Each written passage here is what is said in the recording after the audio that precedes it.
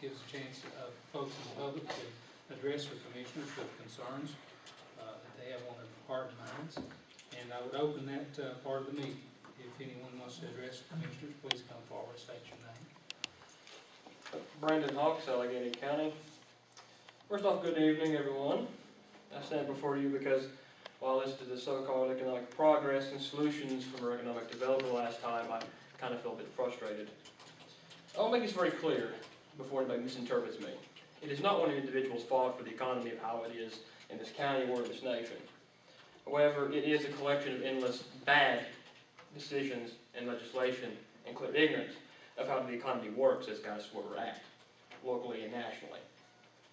I've stated this in the past, but the economy is not an engine. You don't put gas in it and it magically goes.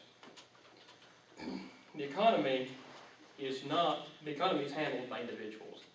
Each individual makes a purchase, and each individual does their own deal to benefit their self-interest. That's how the economy grows, to benefit their own lives.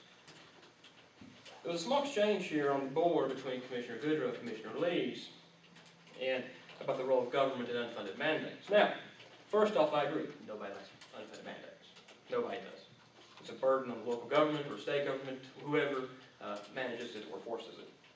However, Commissioner Goodrow stated something that needs to be more openly discussed on this board and throughout the county, is what is the proper role of government? Now, I've mentioned this before in the past, but I'll be a little bit redundant and do it again. Elections are one of them.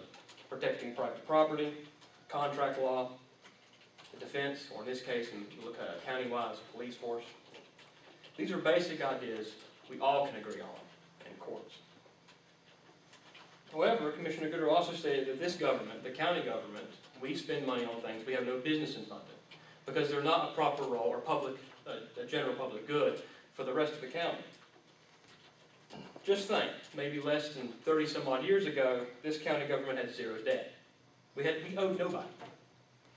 Today it stands at $1,224,057.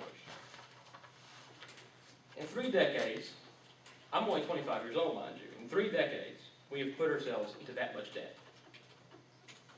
A general fund balance lays close to 20%, which I've often heard from that if it goes below to down to toward 15%, the state does not approve. This is a decrease because of the recent budget that this board passed. Instead of cutting the fat from things that we do not have any business funding and returning the people's money, this board prolonged the pain. If the economy does not improve, that pain is going to be even worse. To wrap up this section of my comment, the only way an economy can ever grow is small government. Little reduction in taxes, less regulations, and lastly, a refocus on the basics of government and steering away from senseless spending and the temptations of big budgets and power and prestige that come with them. The second half of my comment, I hope to keep this very short, but this is about the election director's issue with HB 607.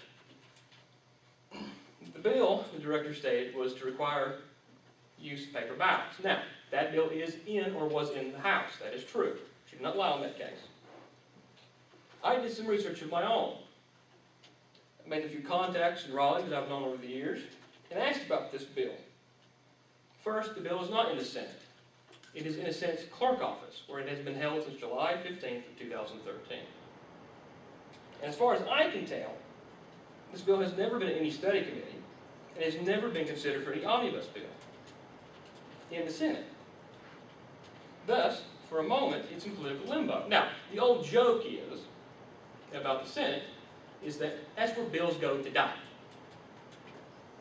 For more confirmation, I contacted an old friend and colleague, State Senator Jim Davis of the 5th District. He does not represent us, he represents Cherokee County, Macon County, Jackson County, those areas. But I asked Senator Davis what he thought about HB 607. Mr. Davis seemed very confident that HB 607 will die a quick and painless death in the Senate, if it ever reaches the floor. In fact, I can say he was overconfident. If it ever enters any committee in the Senate, it will be killed, torn apart, page by page, and reassessed in a Frankenstein manner. You have to understand, too, that the House and the Senate have got a lot of legislation with election law and election reform and voting bills going back and forth. It's crazy. It's literally ridiculous to try to keep up with them all. Trust me, I've been doing that for the past week. It's a mess. However, the director seemed awfully concerned about a bill that seems to be going nowhere pretty quick. This shouldn't be unusual, though. The NC House often passes legislation very quickly, and it gets hammered through without much debate or discussion. But that's because that's how the Senate and the House operate. The procedures are very different. The House gets things done very quick. The Senate is sometimes slow and more procedural, and that's how it does it.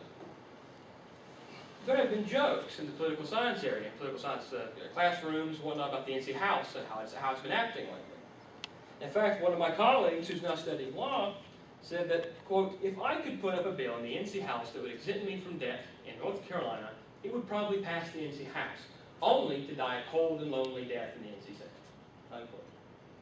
This is because of the procedures. We do not need fear-mongering, emotional rises, or confusion when it comes to legislation in the political process. That doesn't make any sense. Calm heads, knowledge, and common sense will go a very, very far with every one of us. Thank you. Anyone else?